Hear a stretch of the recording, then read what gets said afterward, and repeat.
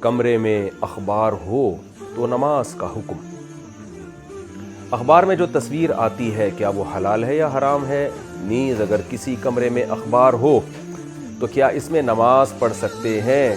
Afnan Ahmad India سے۔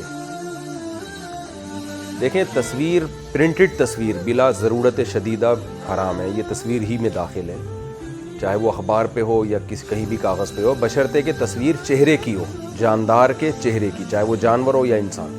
درختوں کی تصویریں یا بے جان چیزوں کی تصویریں وہ بالکل جائز ہیں۔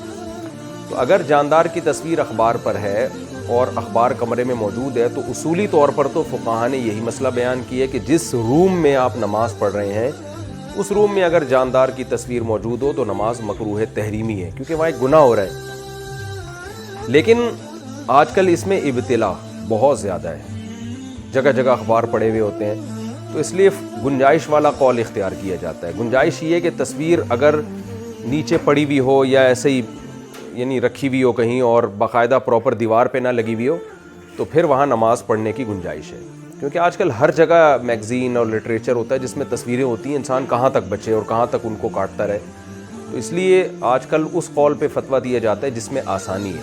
وہ آسانی یہی ہے کہ تصویر اگر چہرے کی تصویر پراپر دیوار پہ لگی ہوئی ہے تو وہ تو بالکل ناجائز ہے، کیونکہ وہ تو تصویر کو آپ بہت عزت دے رہے۔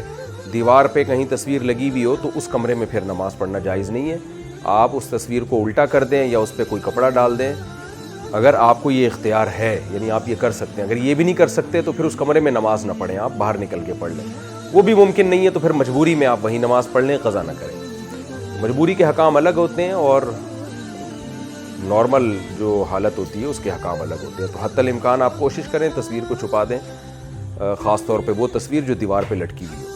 اور دیواروں پہ جو آج کل لوگ یادگاروں کے لیے ماں باپ کی تصویریں لگاتے ہیں، دادا کی، پیر و مرشد کی، یہ حرام ہے، ناجائز ہے، اس سے بچنا چاہیے۔ دیکھیں، اگر تصویر سازی کی اسلام میں اجازت ہوتی تو سب سے پہلے صحابہ رسول اللہ صلی اللہ علیہ وسلم کی تصویریں بناتے، دیواروں پہ لگاتے۔ کوئی ایک بھی ہمیں ایسا نہیں ملتا کہ صحابی رسول نے نبی صلی اللہ علیہ وسلم کی چہرے انور کی تصویر بنائی ہو، حالانکہ وہ تو زیادہ نبی سے محبت کرتے تھے۔ تو جب وہ نبی کی تصویریں یادگار کی طور پہ محفوظ نہیں رکھتے تھے تو ہم اور آپ کو کہاں سے اپنے باپ دادا سے اتنی محبت آ گئی کہ ہم ان کی تصویروں کو محفوظ رکھیں؟